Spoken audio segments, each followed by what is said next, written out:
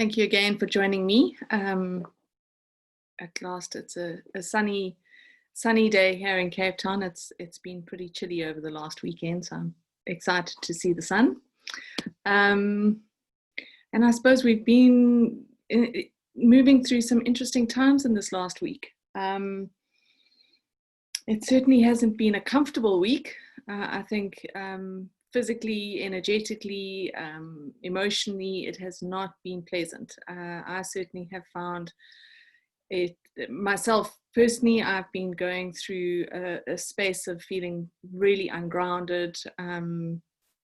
It's almost like time just seems to kind of disappear. I wake up in the morning and the next minute it's evening, and I'm not too sure what I've done in between that time. I'm finding it physically quite challenging. There's a lot of really weird symptoms that seem to be a part of the shift that we're going through. I think it's all part of this purification, and it seems to be really, really deep. The purging seems to be on a cellular level, which means that there is a lot of stuff on a physical level that is being released or is coming up to be released. I'm just noticing I'm feeling really thirsty all the time. I've got this really strange taste in my mouth. Again, sleep is a dream and non-existent at the moment. I feel like I'm really, really busy at night, having lots of conversations, and I don't know who I'm talking to, but it's really busy. So we really are moving through quite a challenging phase, and I kind of move into the space of seeing, or feeling into the collective, kind of what is sitting within the collective, and is there light at the end of this tunnel? Is there a pause for breath? Is there pause for or a space for us to move into that is less uncomfortable? And to be perfectly honest, I'm not seeing that anytime soon. I know that's not what we want to hear. I certainly don't want to hear that either. But we really are moving through the space of, and I can't find another word for it, but other than we're moving through the space of kind of darkness. There certainly is and we can see that in what is emerging in the in our kind of environments with these protests that are still happening, that are still continuing, and seem to be getting more and more intense in how people are finding a way to express themselves. And it is, for me, it feels like this darkness that has been suppressed within the collective is rising to the surface and almost asking us to support it in finding a way to the light. I don't know how best to describe that, but it's, for me, if I look at the wounding and the damage that is being perpetrated, those people that are the perpetrators are the ones that have turned so far away from their own light. And it's almost like as this darkness emerges in the world, we are the ones that need to be holding that light to facilitate that process of bringing healing to spaces within ourselves as well as within the collective. And that really seems to be where we are moving to and where we are in right now. And I think for a lot of us, I mean, if I'm perfectly honest, I have grown up in South Africa. I lived through the apartheid era. I lived through the transition from apartheid to democracy. I was a young adult at that time, and it was really an exciting time to be here. For me, certainly, I was fascinated by history and fascinated by what we had been through, and then to be able to actually watch history being made as the changes in South Africa happened, as Nelson Mandela stepped forward to become the first Black president in South Africa, as these incredible shifts and changes happened. It was a really a profound time of healing and growth and excitement. And I look back at that time and I think, well, how do we bring that energy into the space that we're in now? Because it is that kind of massive transition that we're moving through. We're moving through this era of darkness, of shadow, of ego, and into this era of light and heart and soul. And yet, how do we move from that shadow space and into the light space without being completely destroyed, without completely destroying our cultures, our societies, without the criticism, without the judgment, without the need or the want for punishment? And I think we need to really start looking at ourselves, because healing really begins with us. Transformation really begins with us. We can't expect the world to change if we're not going to change. We can't expect society to change if we are not prepared to change. And I think we're being given this opportunity to look at where are the changes that need to happen. If we look at the beginning of our lockdown times and the beginning of, February, March, when all of the stuff around the virus came to the fore. Initially, the focus of lockdown was,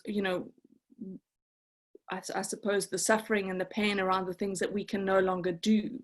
So we weren't allowed to, here in South Africa, we weren't allowed to go outside. We weren't, unless we were going for essentials.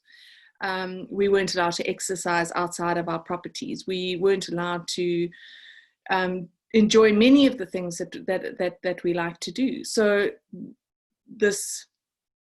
these things were removed from us, and it became this focus of, these are the things that I miss doing. These are the things that I wish I could do. I wish I could socialize. I wish I could go for a walk. I wish I could get into the mountains. I wish I could go get into the ocean. All of these things that we focused on, that felt like a loss, or felt that they were being taken from us. And I think as we've moved through that time, and we've started to become more reflective of ourselves and our own lives and how we have lived in the past, and what changes do we need to make moving forward. For some of us, those changes are being initiated because there is a need, a financial need, or a need that comes from the inability to do things that ensure our survival.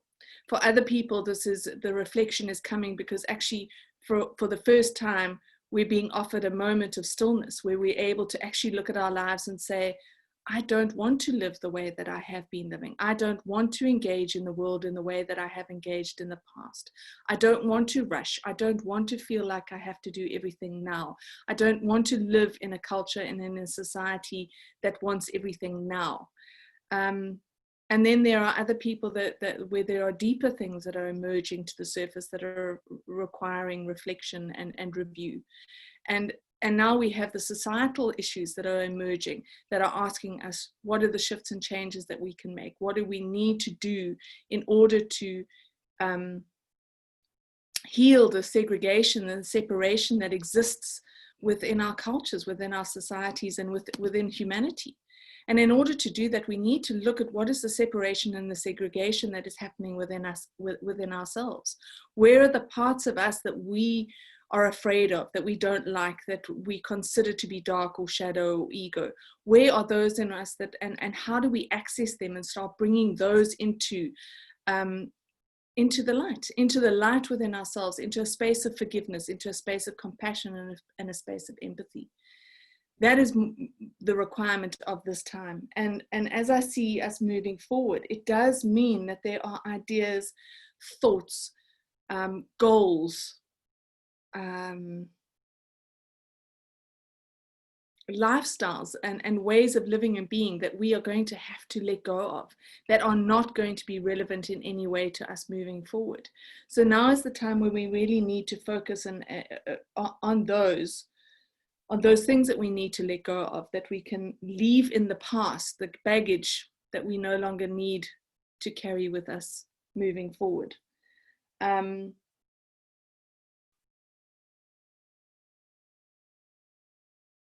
it almost feels, and it's not even, it's like there is this cycle that is ending and a new cycle that is beginning. And I kind of feel like I'm stuck between these two cycles, or these two realities, or these two worlds, this old world and this new world, this old cycle and the new cycle. I kind of feel like we're stuck in the middle of this space, and there's nothing really to hold on to.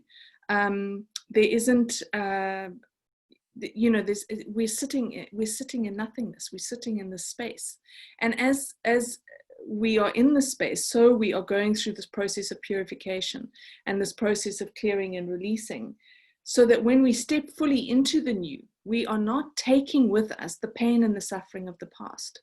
Because if we do so, we will only then recreate those patterns. We will only then recreate those situations and the circumstances in our world that continue the segregation and the separation. So,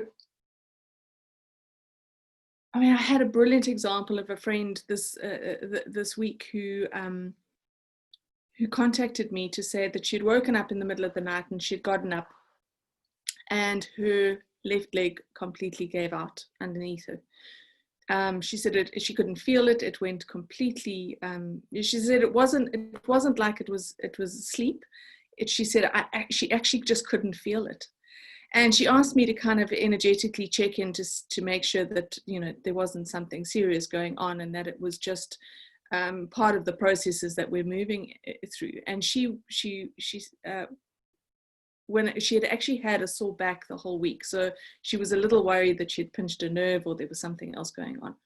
Anyway, and I looked in, and the insight and the information that I was given was that she had stepped completely off and out of the old reality and out of her old life, and had completely stepped into the new. But the foundation for the new wasn't strong enough to hold her. And so there was this bit of a wobble that happened. And she is now needing to take a moment to rebalance and realign herself into this new reality and into this new space. So I think that this is the kind of thing that I'm using this as an example of what's going to start to happen for all of us as individuals.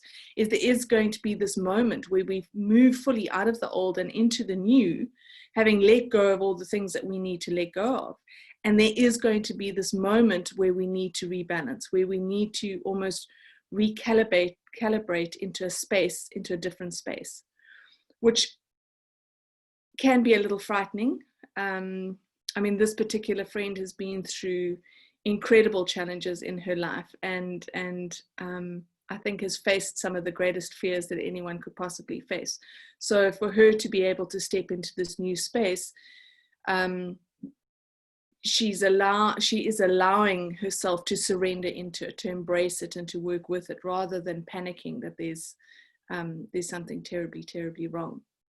And I think that's also what we need to focus on, is that as the space becomes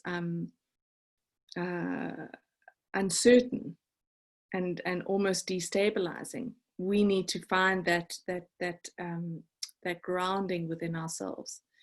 And I was in the same conversation with the same friend. We were chatting, and we've been on a spiritual path together for many, many years. So we often have really interesting, in-depth conversations around all sorts of different things. And we were talking about our experiences of meditating, certainly in the last week. And I, at some point this week, I did sit down and I thought, I really think I should try and do a meditation, just to find some relief from the kind of uncomfortable feelings. And I found it very difficult to meditate. I found it very difficult to focus on anything. And she was having the same challenges. And she said that at one point she really was trying to channel energy through her, bring energy through her that would help to ground her and to stabilize her. And she said she just couldn't. It was almost impossible. And while she was talking, I again got this image of us in this space of nothingness, and that image of, I think it's Leonardo da Vinci's, that the man that's kind of standing with his arms out and his legs out, and it's all related to, I think it's pi. And I kind of got that image of all of us standing out in space with, you know, nothing above us and nothing below us. We're just in this space. And I suppose it is likened to the void, where in the void it is the space of everything, of all potential, of all possibilities, of all opportunities. And in the space of being in the void, we're being offered the opportunity to let go of the things that we don't need moving forward. And we're almost being prepared for this new space that we're stepping into. And, you know, as we were chatting further about this, I started to realize that even you know, we look at the societal changes that need to happen.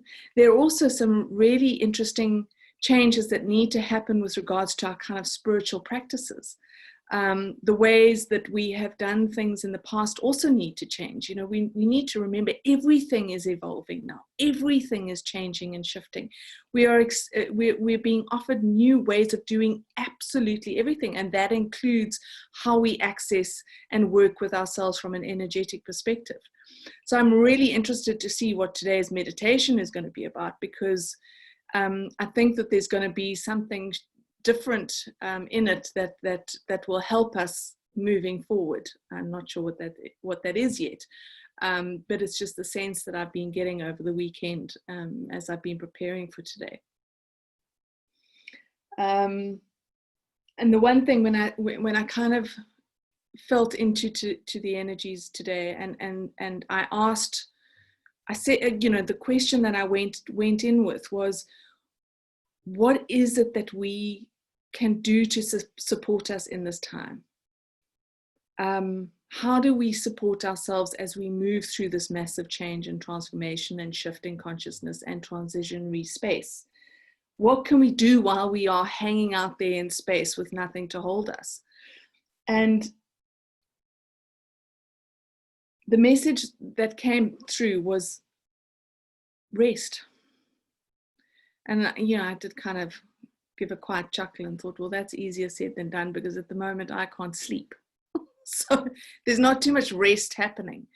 But the sense I got was that it's not necessarily sleep, it's just rest. You know, and what is rest? The question that I got back was, what does rest mean to you? And I really had to sit with that and think about it and think, okay, well, what does rest mean for me? Rest, finding a quiet spot and lying in the sun is restful for me. Being able to look out of my windows and to see nature is restful for me. Sometimes cooking is restful for me. My yoga, sometimes depending on what practice I'm doing, is restful for me. So I started to look at it and see that it is not necessarily sleep that is restful. Reading is restful for me, and not something that's going to stimulate my mind, but something that is going to, a novel of some kind that is going to take me out of my world and into a different world. Those sort of things are restful. So it was almost like, you know, you need this time of rest. You need to allow what is happening to happen without trying to manage it or control it or determine or dictate how it should be and how it should unfold. Because I don't think that we can actually anticipate or even recognize the depth of the shift that is happening at the moment. I know we can feel it. I know that for a lot of people, their anxiety levels are increasing daily because they can feel something happening, but they can't see it and they don't know what it is. And so rest allows the mind to still, the body to become quiet, and the central nervous system to calm down. And so that really was the information and the insight that I was given around, you know, what can I do to help myself and what can we do to help ourselves through this time?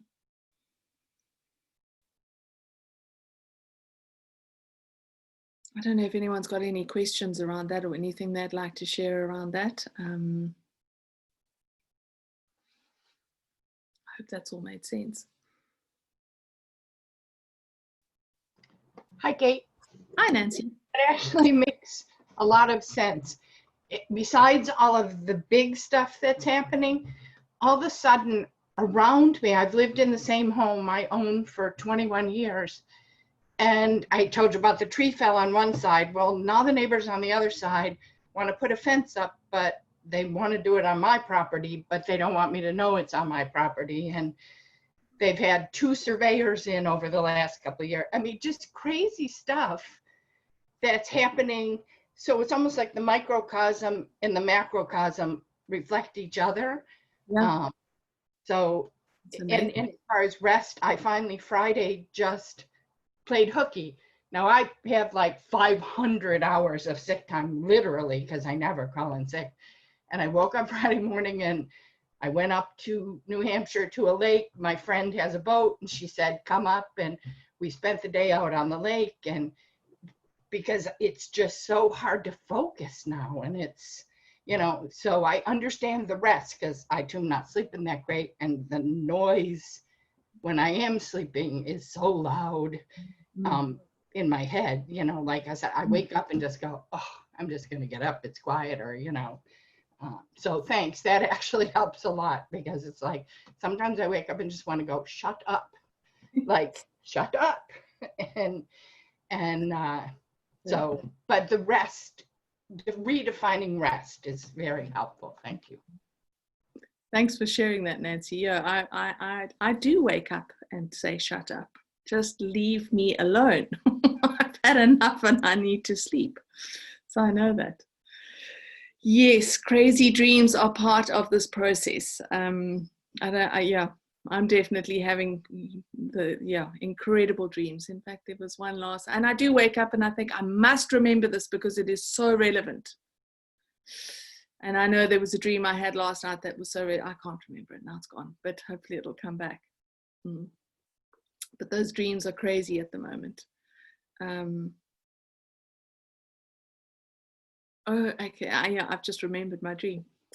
That's good. And I remember why it was so important, because it really, the dream,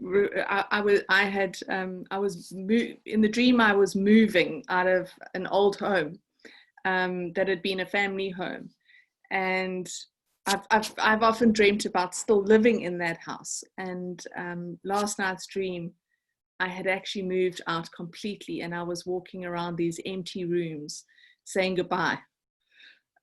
So I think that's pretty relevant to where we all are. Yeah, I like that dream. I think I'll keep it. Thanks, Nancy. What bubbles up in me is complete surrender to what was and acceptance of what can be. Trust all is unfolding as it's meant to, and find peace in being still. Yeah, I agree. I read something interesting today about being still that I found really interesting. Just going to see if I can actually find it to read to you. Here it is. It's only when we are able to take the time to be still, to turn away from our normal everyday life, that we are given the opportunity to experience our inner world. And we've been so conditioned to be distracted by our outer world, to be distracted by our outer environments, that we have forgotten what our true reality really is, and that is the reality that sits within us. So I really like that, because that is so relevant. You know, I think that the distraction of the external world and the distraction of that busyness, I think I mentioned last week, that busyness of always doing instead of being, we've forgotten. You know, certainly when lockdown first happened, I kept thinking, this reminds me of my childhood. You know, when things were slower, there was no internet, there were no mobile phones. I don't even think we had a fax machine. You know, you wrote letters and you had to wait weeks for a response. I mean, I had a pen pal somewhere overseas, and I remember waiting weeks and weeks and weeks to get responses to my email, my letters. And I think we've forgotten to have that space between things. So it is important, this stillness. And I suppose as well, for a lot of people, and this is where the discomfort comes in, is that to be still means to really face yourself, to really face who you are, who you've become. And is that who you really are? Or have you become someone or something because life has dictated that's what you should be, or because that is the expectation that has been generated by your family, your friends, your society, your culture. I know for myself, I spent the first 25 years of my life really, really trying hard to be someone else, to fit in with someone else's ideal of who and what I should be. And it was really, really painful. And I was lucky enough that it was only 25 years. There are many people who I know spend 50, 60 years being someone else, and have lost the ability to connect with their true self. And so this time can be quite painful as we are forced to look at those sort of things, and to face them in ourselves.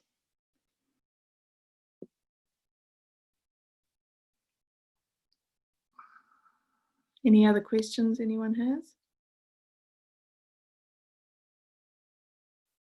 When you talk about change and the need for transformation and what's going on in the world to bring that about, I guess my biggest fear is that I don't think transformation happens as quickly as, like, we're not going to stop doing this until the whole world changes. And I'm almost 66 years old, and I've never seen it all happen in a couple weeks. What do you think? How does this comes back to the center? Do you have any thoughts about that? Well, I think I agree with you. Change does not happen in a matter of weeks, and I can reflect back at the time that I went through as a young adult, watching my country move from an apartheid government to a democratic government. That change took years, with firstly the release of Nelson Mandela from prison, and then I'm trying to think how many years that took. That was 4 or 5 years that it took before he became president. But I also do think that a lot of the changes that are being asked of us and being kind of collectively screamed at us are issues that have sat within us for decades, for hundreds of years. The whole Black Lives Matter thing. This isn't something new. This is something old. This is something that we've been protesting against since the 50s, 60s, all over the world. This isn't something new. So my hope is that these changes that are being asked, especially around these kind of issues, this is the final shift that is needed to send us into a new way of being, rather than the beginning. I think that we need to also remember that the current shift in consciousness that is occurring started after World War II. I think if we look back at World War II, humankind went to the depths of their own darkness in that time. What was done to people, what was done in that time, I don't think will ever be repeated again. And I think that is where the real need for change was initiated. The rollout has been happening since then, and I think we're possibly in the last few years of that change.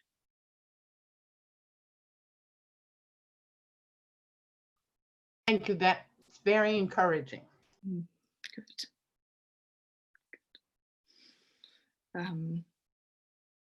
This is me.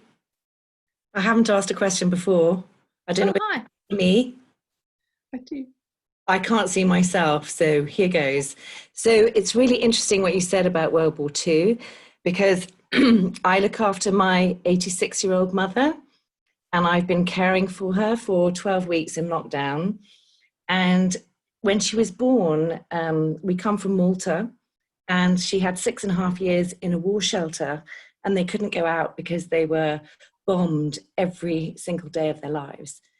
And what's interesting from her perspective in lockdown is that she feels her word is bookended. She feels her life is bookended by a curtailment of her liberties. And I've just spent the day with her, and I'm quite cross because what's happening is that she's living in the past because she doesn't want the past to change. And I'm feeling I'm doing a lot of work on trying to embrace what's going on and move it forward, but she just can't see it. She's so upset and destroyed by what the world has become.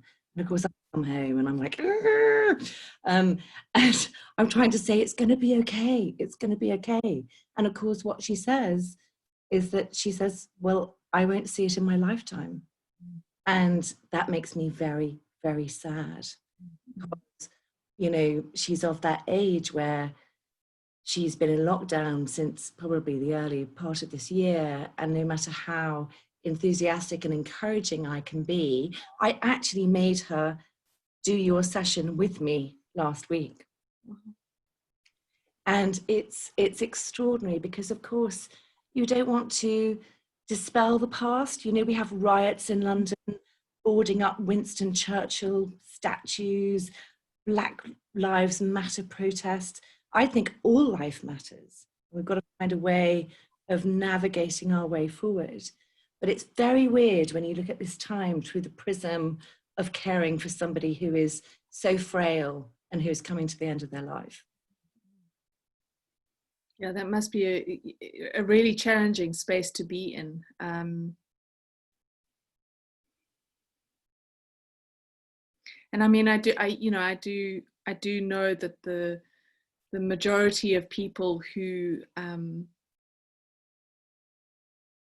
suffer some kind of trauma, whether that's living through a war like World War II, or living through some other kind of emotional trauma, can often get stuck in survival mode.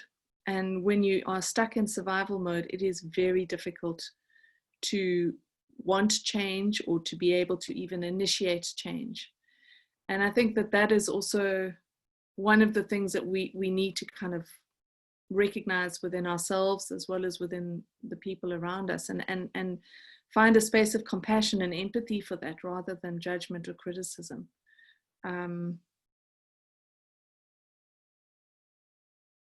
Because the trauma of the past is very real for those people, and it can be difficult for them to see a different way or a different perspective, because all they can see is what they need to do to survive. And if change happens, it makes them feel out of control. And if they can't control their environment and they can't control their lives, then they are unsafe.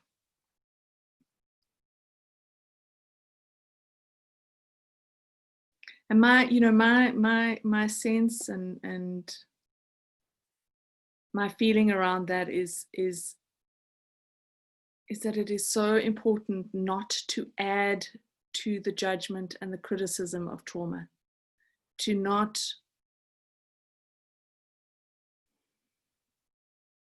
also not try and change it for other people.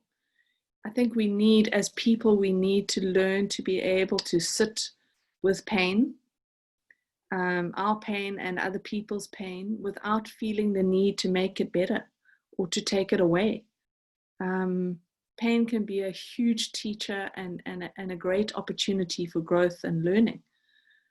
And I think that we find it uncomfortable to sit with that. But we need to find a place in ourselves that where we can sit with that with compassion and empathy, rather than criticism and judgment and this need to make it go away. And I think that, you know, the Black Lives Matter movement is making a lot of people uncomfortable because we're having to face the real pain and trauma that these people have lived through and have lived with. And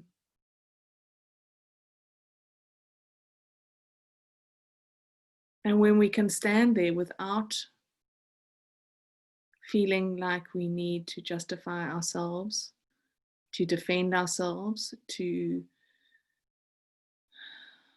judge or criticize, we can just hold a space of compassion and acceptance of the pain. And then we start to move forward. Then change can start to happen. Yeah, rest with the pain. Thanks, Lynn.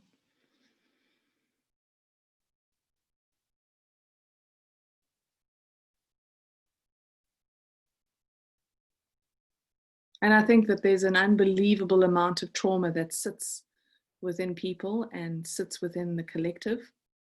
And that trauma does need to be healed. And, you know, for some of us, you know, who have family members or parents who are refusing to change or who are afraid of change, sometimes it's up to us, the next generation, to do the healing that is necessary. So it may not be that, you know, the changes or the healing that happens for that person, but it can happen for them through us. Hope that makes sense.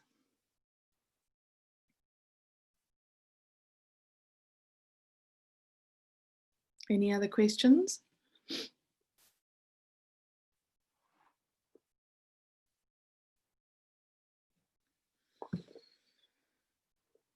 Okay.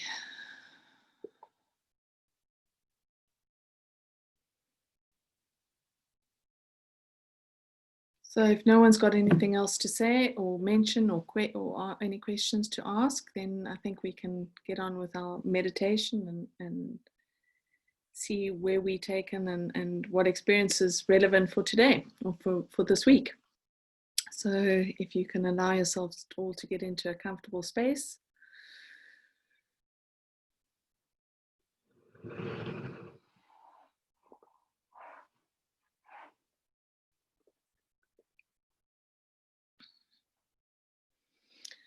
And just close your eyes. And draw your awareness to your breath.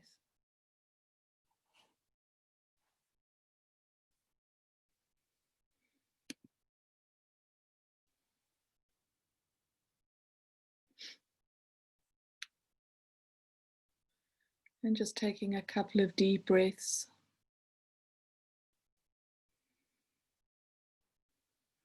Allowing yourself to relax into this time, into this space. Relaxing into this moment. Allowing your body to settle.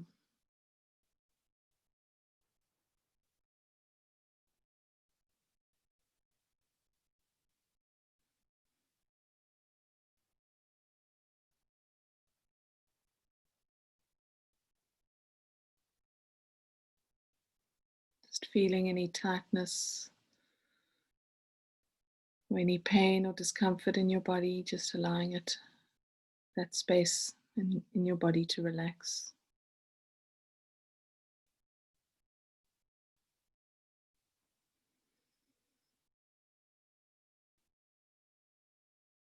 And especially focusing just on your jaw, your neck, your shoulders, those areas that carry tension, stress. Really just allowing them to relax, allowing the muscles of your jaw to relax.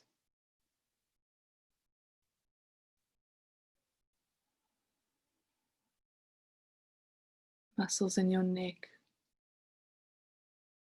your shoulders.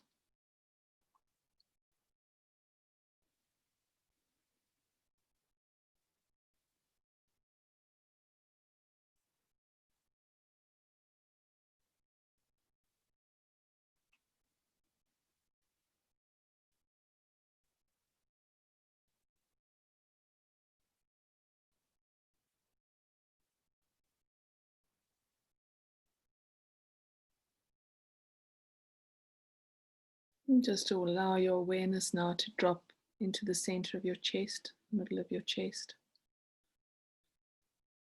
into what is called your heart center.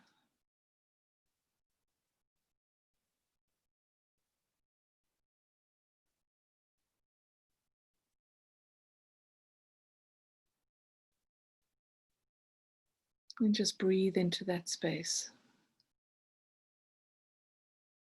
feeling your heart opening and expanding.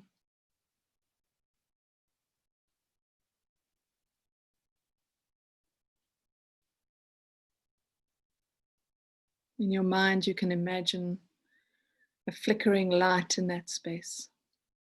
And as you focus on it, the light begins to expand and to grow.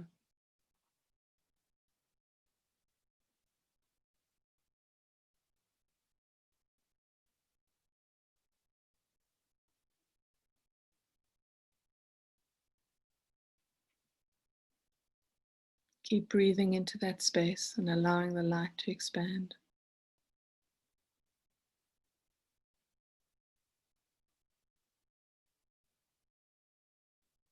Allowing the light to expand until it completely surrounds you, so that you're standing in the energy and in the light of your own heart.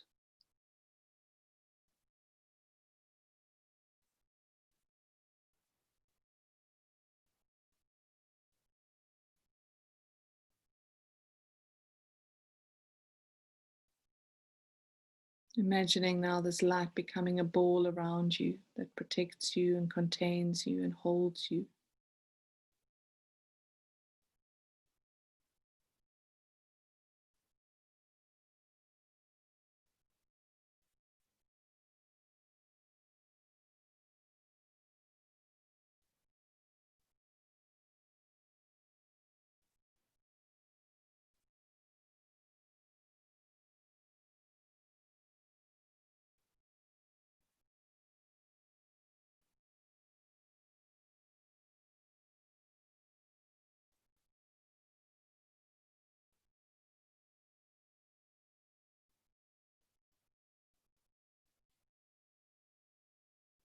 Just feeling yourself completely relaxing into this space. Just letting go of any fear, any worries, any concerns, any anxiety that you're carrying at the moment. Just feeling that all dissolving in this beautiful light.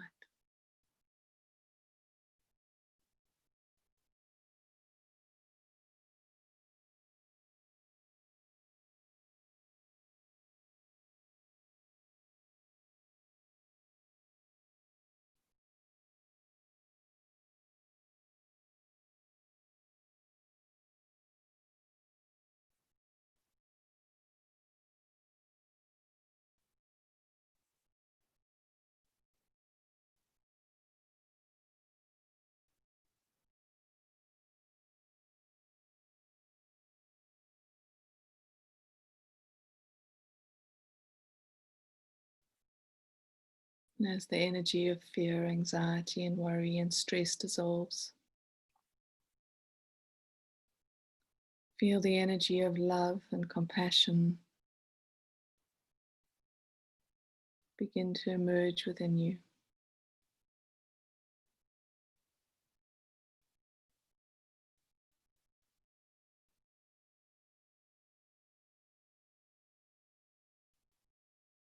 Feel it as an energy in your heart center that begins to expand outwards.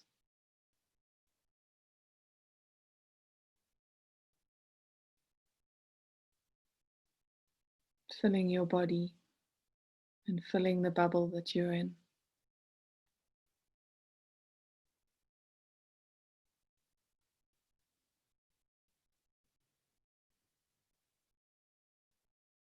And allow this love and this compassion to dissolve away any residue of negative energies, any negative thoughts, feelings,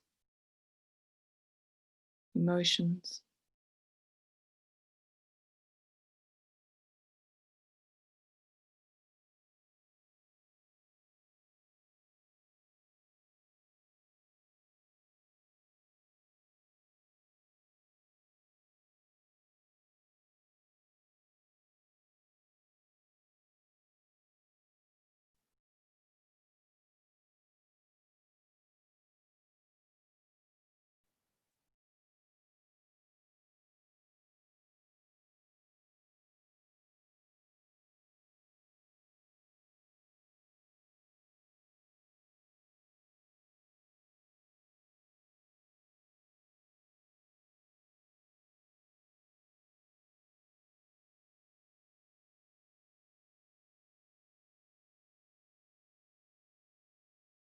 Feel this energy of love and compassion anchor in the core of your being.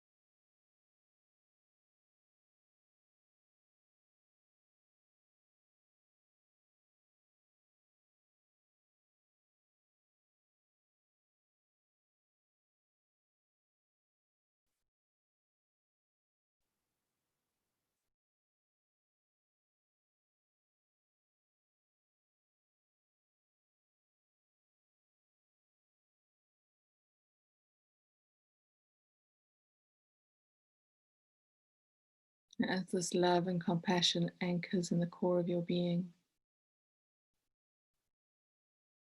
feel yourself moving into a space of acceptance and into a space of peace.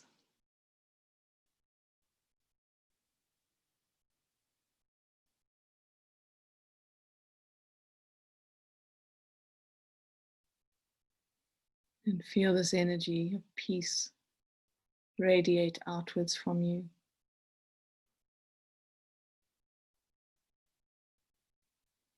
into the circumstances and situations and relationships in your life that need love, that need compassion,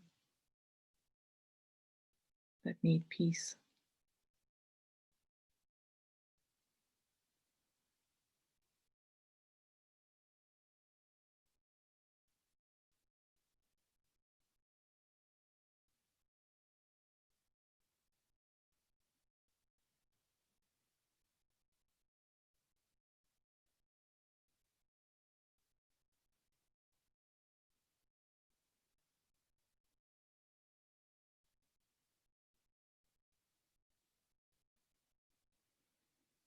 And if you feel able, allow this energy of peace to radiate further into the consciousness, the collective consciousness of our world.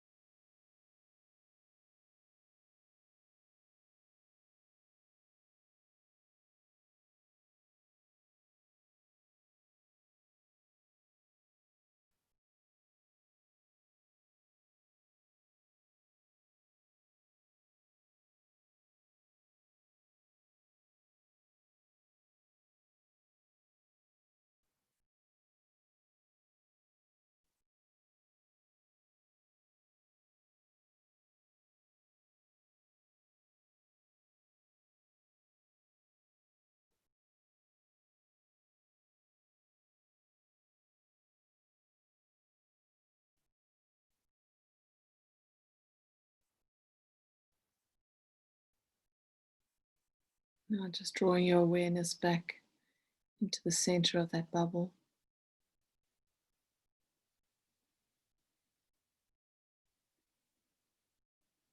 Just allow your body and being to rebalance, to realign around this core of love and compassion and peace.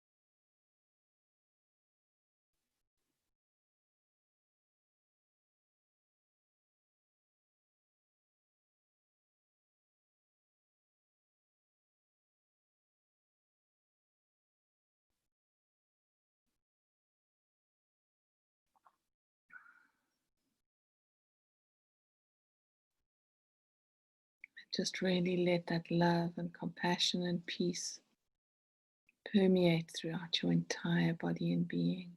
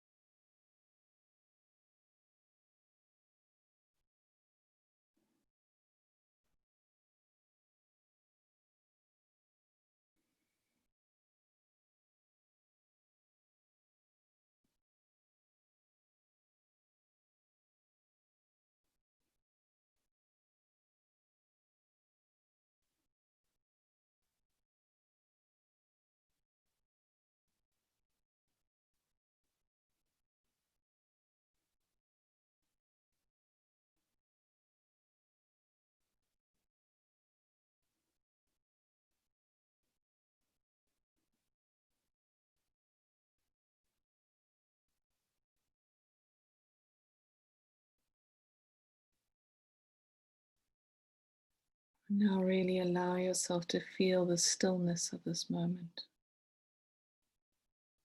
to connect to the stillness.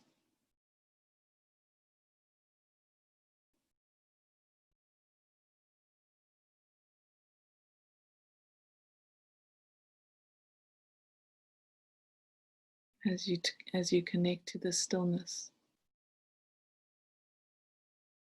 recognize the divine perfection that exists in each moment.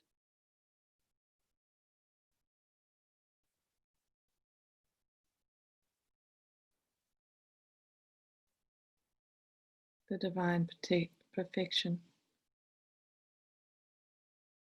that even exists in the chaos of the external world.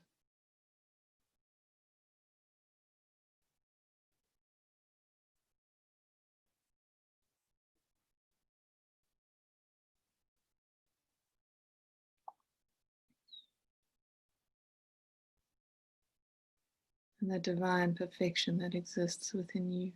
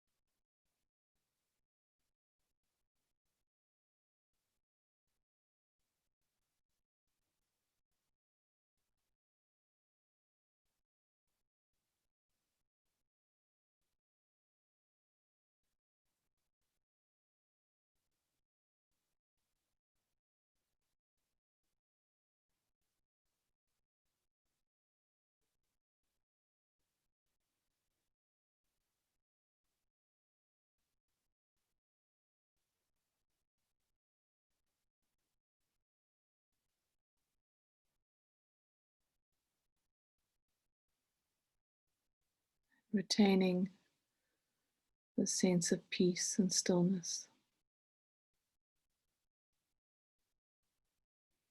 Draw your awareness back into this time and into this space.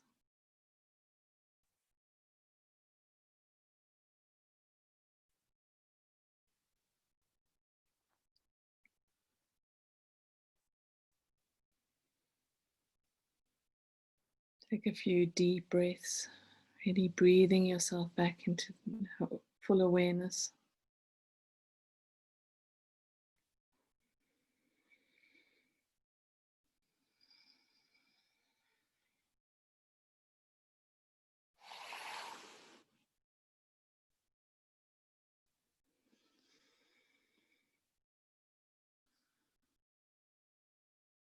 Breathing yourself into your body. Moving your fingers and your toes. And opening your eyes when you're ready.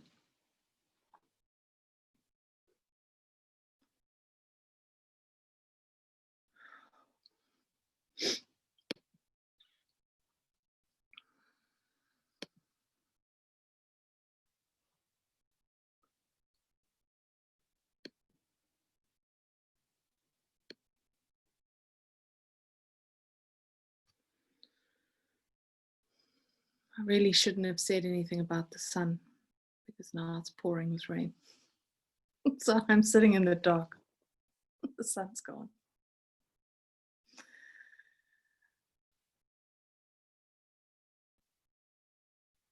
I hope you really enjoyed that meditation.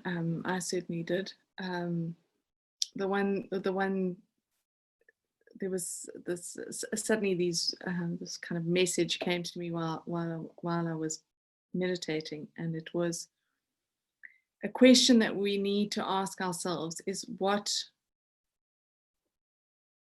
can I do to facilitate the changes that are needed in the world? What is my task? What is my role?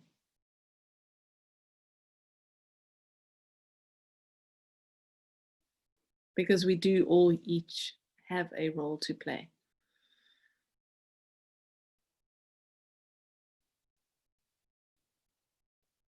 So maybe if you can sit with that question and wait for the answers to come.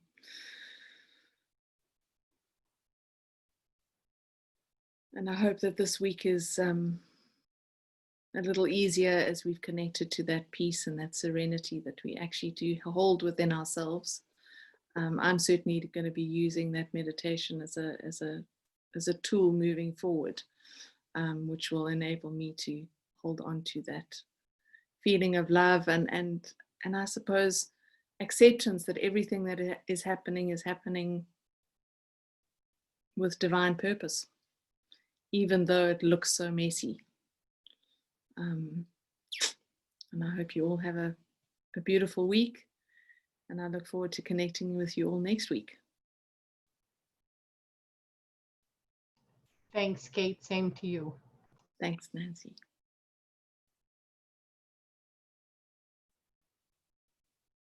We'll see you all next week.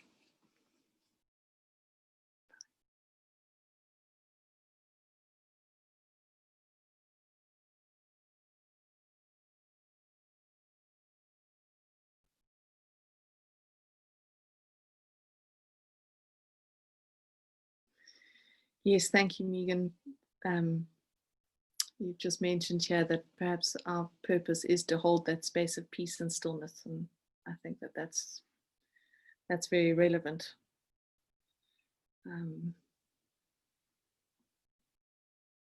Thank you.